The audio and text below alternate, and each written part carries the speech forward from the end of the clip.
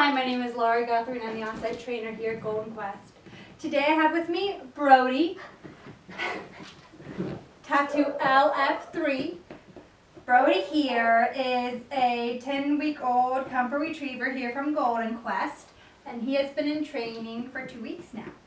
So we're going to show you how everything's been going, and then we're going to talk a little bit about how to keep some of the things up, and then I'm going to explain why I'm doing certain things, just like I did last week in the video, so you can get an understanding of how to keep things consistent once he gets home. Okay, so here we go.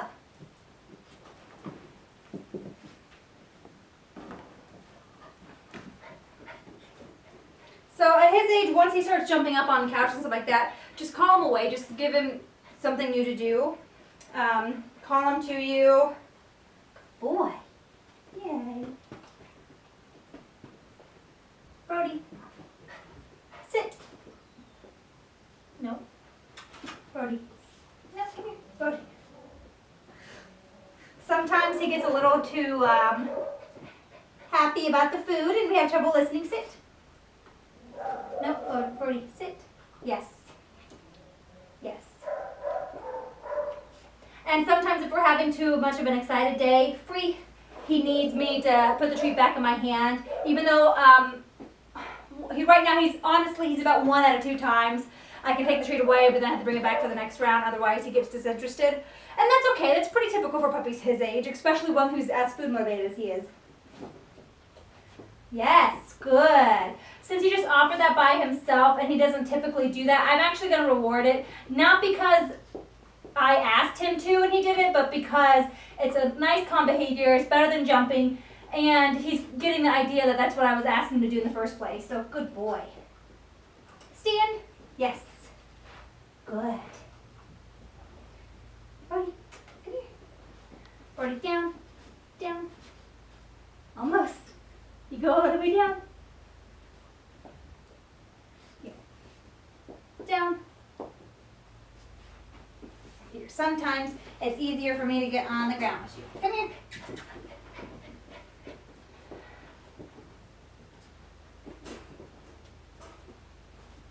No. He's being a little jumpy, so I'm just going to kind of ignore him for a second. He's just getting a little too excited. For him, this is a little bit of excitement, so. But he's a baby, that's why. We're baby. Poor baby. Brody. Down. Yes. Good boy. Good. So he didn't realize it, but I actually faked him out on that one. That's why he was struggling so much. Good boy. Yes. And I asked him to down with the one that didn't have treats, and as soon as he did, I hurriedly gave the other one, which had about 3 or 4 bits of kibble in it, so that way he got a bigger reward for it that time. Down's been a struggle for him because, like you saw, he doesn't quite get the concept that his butt has to go down too. Like some puppies, he actually wants to bow, which can be a fun trick to teach him later, but right now I'm trying to teach him just the basic down. Brody. Brody. You touch? Yes, go. Oh, well, don't bite me. Don't bite me. He's a little bit puppy mouthing, but honestly, a lot of that's going to go away. Just don't encourage it, especially when kids are playing with him. Just make sure that any kids that play with him aren't encouraging it either. Even adults for that matter. So playing like with the hand, not a good idea for a puppy who already has puppy mouthing behavior. Touch. Good. That one there was less. No.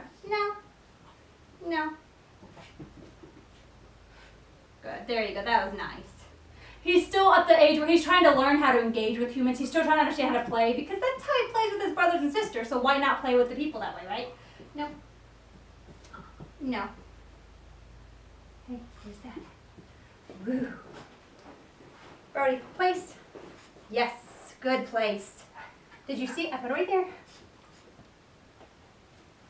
Good. So he's going on to place when asked about 8 out of 10 times, which is pretty good for a puppy his age, considering I'm not having to throw treats onto the bed anymore.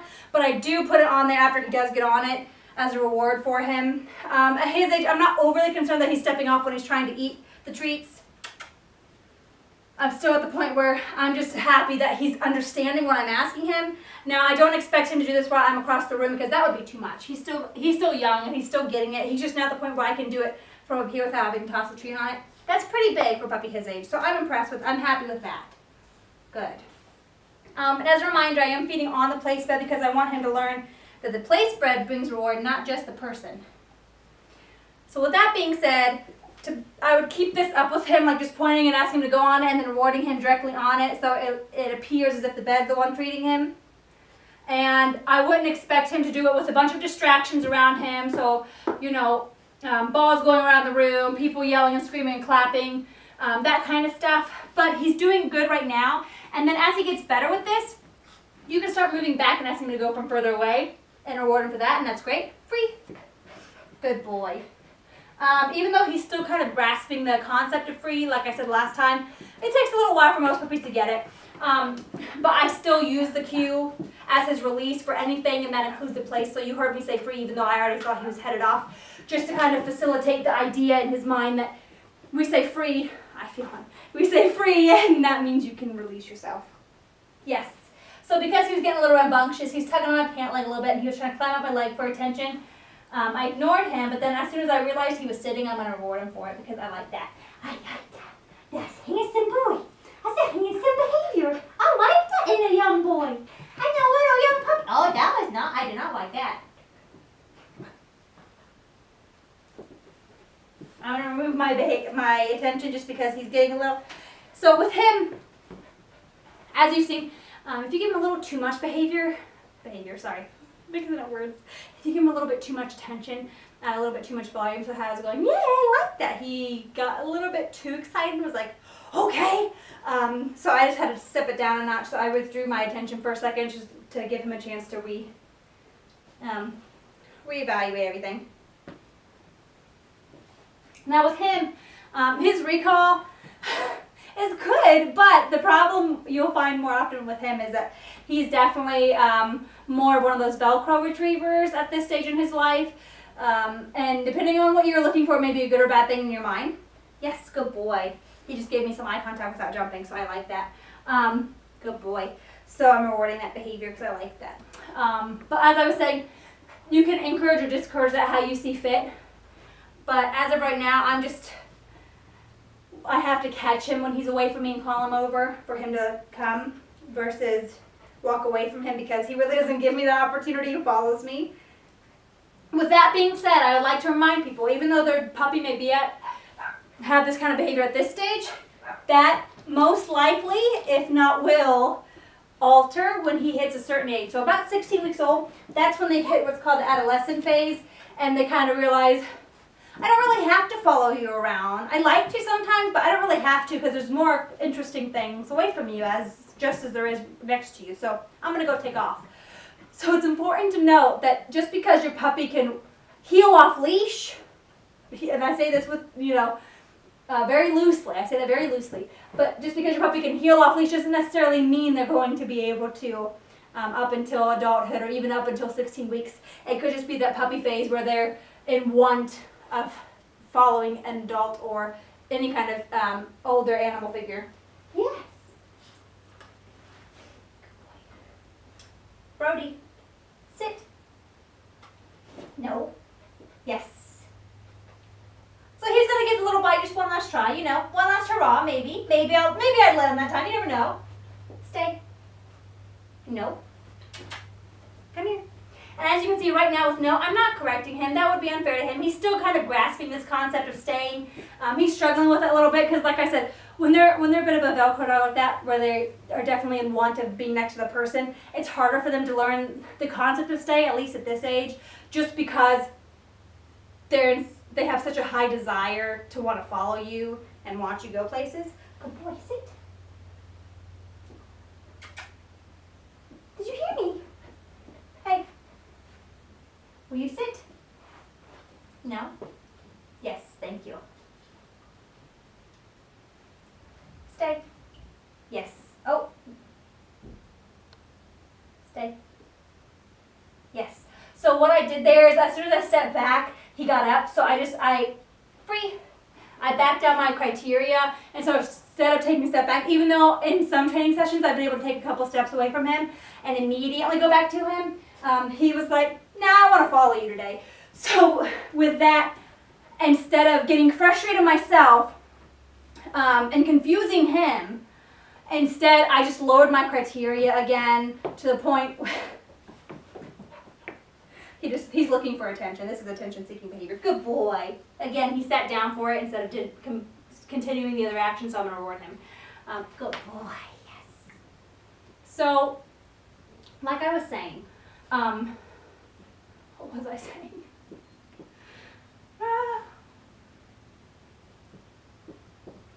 No, oh, I'm so sorry. One of those days. Okay, so, don't try to bite me, you little goober. Definitely a playful puppy. Like I was saying, so instead of getting both of us frustrated at each other, I lowered the criteria again. So instead of expecting him to be right where he was his last training session, which, like I said, was a few steps away and then immediate return, I just went ahead, re-asked him to sit, took one little, I don't know what you want to call that, body tilt, lean back. Because for him, that's still me moving away. It's just not as big as it was yesterday. And that's okay. Just like with people, we have, like you just saw me do, we have our ups and down days where we're kind of like, what? So to give him the benefit of the doubt, he's a young puppy. He's only 10 weeks old. No sweat off your back. Just lower the criteria and say, okay, I'm going to lean back, and if you stay, we're going to say yes and reward you for that. Is that going to ruin him in training further on down the road? No. What that may mean is that you might have to take a few steps back with him every couple of sessions or so. It's not a big deal. It's really not. What is a big deal for both of you is if you keep expecting him to get better and better and better each training session, and you force him, well, not force him to, but in your mind that's what you're seeing, and when he doesn't deliver you get upset. Because if you get upset, then you're going to be unintentionally taking it out on him, because you're going to keep telling him, no, and he's not going to get it. He's going to be like, what? And then he won't want to continue trying, and that's not what we want either. So that's why instead of trying to force him just for the sake of this video, instead of trying to force him to get back to those 3 steps, 3 or so steps of me backing away in his day, I just went ahead and did the body lean. I know it's not that impressive considering he's been with me for 2 weeks and some puppies are at different levels, but your puppy's an individual, and I'm not going to force him. I don't want his last video with me to be me getting frustrated with him because I'm expecting him to act as if we were speaking the same language, because we're not. We're still not. He's still learning in that process. You touch? Yes, good boy. And so I'm doing my best to reward him for that. And if I have to take a few steps back with him each training session, then that's okay. And some training sessions, you'll get that, wow, you got it moment. And that's amazing. And that you want to reward so big, so big. But we're going to go ahead and try it one more time and see if he'll give me anything. And if not, like I said, no big deal. I'm not going to stress him out by asking for more. You sit. Yes, thank you. So after a little bit of playing, he sat, but you know. Good. Stay. No. Sit. No. Sit. Good boy. Yes. Good job. Good boy. Well done. Good job. Free. Yes. Good job, bud. Good job, buddy. Good boy, Brody. Come here, man. Great. Yes. Yes.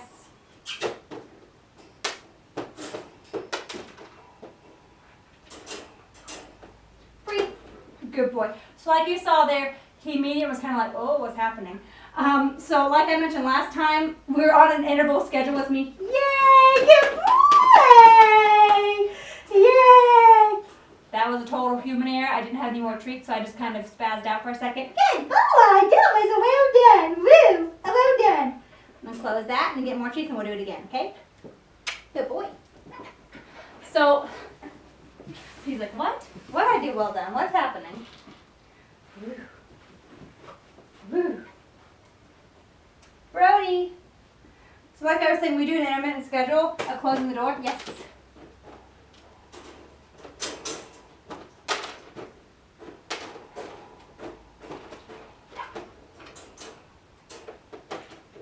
And I'm opening the door when his back is to it.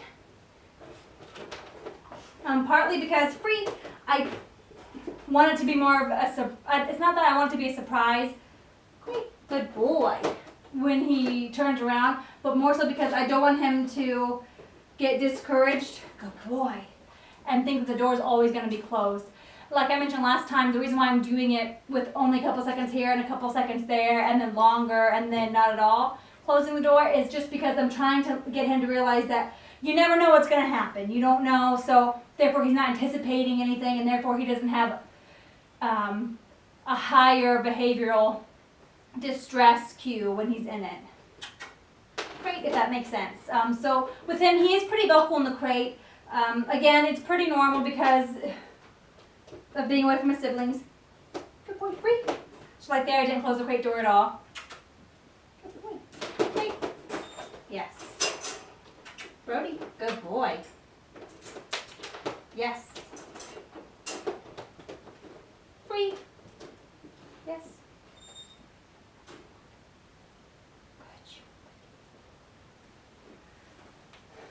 So with that being said, the same cues I give them for bedtime still holds true. We're still doing that.